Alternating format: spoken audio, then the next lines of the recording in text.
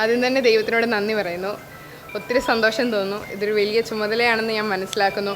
അത് എൻ്റെ കഴിവിൻ്റെ പരമാവധിക്കും ജനങ്ങളോടുള്ള വിശ്വാസ്യതയോടും കൂടി എനിക്ക് ഏറ്റവും നല്ല രീതിയിൽ തന്നെ ഈ നാടിൻ്റെ വികസനത്തിന് വേണ്ടി, ഈ നാട്ടുകാരുടെ നന്മയ്ക്ക് വേണ്ടി, ഇവരുടെ എല്ലാവരുടെയും ജീവിത നിലവാരം ഉയർത്താനും ഇവരുടെ പ്രശ്നങ്ങൾ പരിഹരിക്കാൻ ഈ നഗരസഭയെ കേരളത്തിലെ ഏറ്റവും നല്ല നഗരസഭകളിൽ ഒന്നാക്കാൻ ഞാൻ പരിശ്രമിക്കുമെന്ന് ഞാനിവിടെ പറയുന്നു.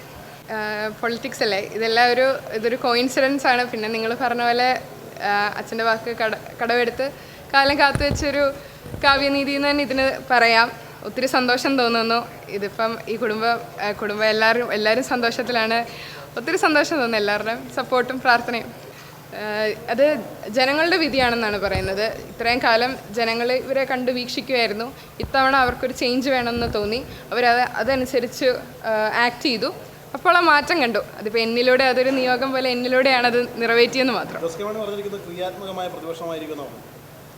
നല്ല രീതിയിലുള്ള പ്രതിപക്ഷം, അത് ഈ നാടിൻ്റെ നന്മയ്ക്ക് വേണ്ടി അവർ ഉറപ്പായിട്ടും കൂടെ നിൽക്കുമെന്ന് എനിക്കൊരു പ്രതീക്ഷയുണ്ട്.